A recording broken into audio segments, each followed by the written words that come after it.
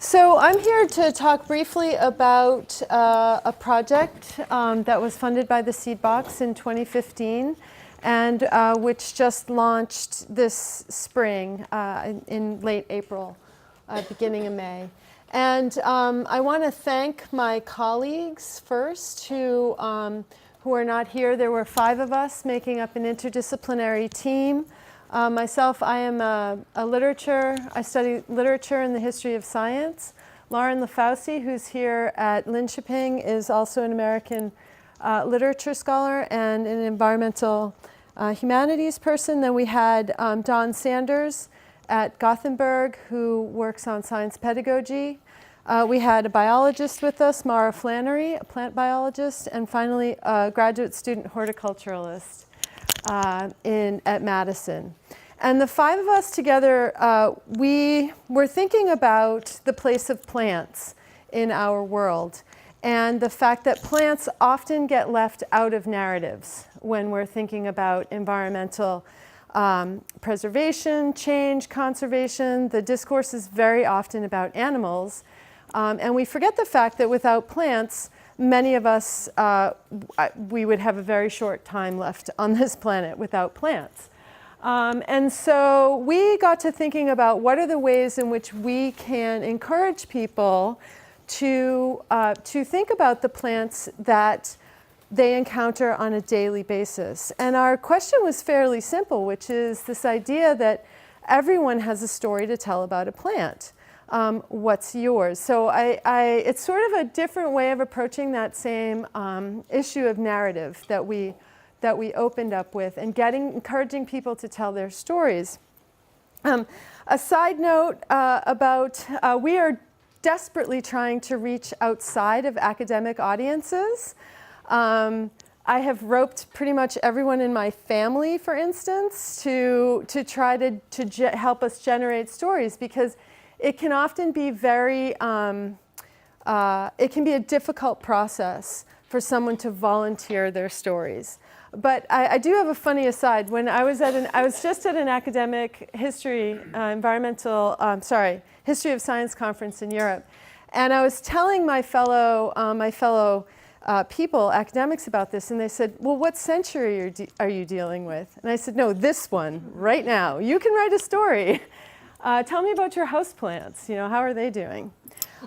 So to that end, we have created this website to encourage people to submit their stories. These are some of the stories. We have about 50 stories that have come in so far. We have stories in French, English, Italian, Swedish. We have stories that we are starting to collect from around the world, stories from people of all ages, from an 8-year-old to a 93-year-old. And what we do when we get the stories in is that we curate them. And part of our methodology here part of our metaphor here is the herbarium specimen sheet. So herbarium specimen sheets are scientific, but also artistic documents that typically record the quote-unquote discovery of a plant within the scientific narrative. But they were also social documents. Many people, regular people, plant enthusiasts would make their own herbaria, and they would share them with their friends. They would share them with scientific friends, non-scientific friends, etc. And in the herbaria, we have this record of a very long interaction of human and plants. This herbarium specimen sheet here is one of the oldest that's been found. It's from, I think, 1514, and it's in Leiden, but it's an Italian herbaria originally. So what we do is we find these, we include these herbaria specimen sheets, and then we curate the images. Often people will send us photographs with their images. These are all photographs sent in by this author. And then where they're in a language other than English, we'll also include an English translation as well. We also, in a way to try to encourage people to send us just quick stories, we also have what we're calling a snapshot story, which is people will send us an image, and then we have on a contact sheet right here, we'll ask them, what is your plant story? Tell us your story.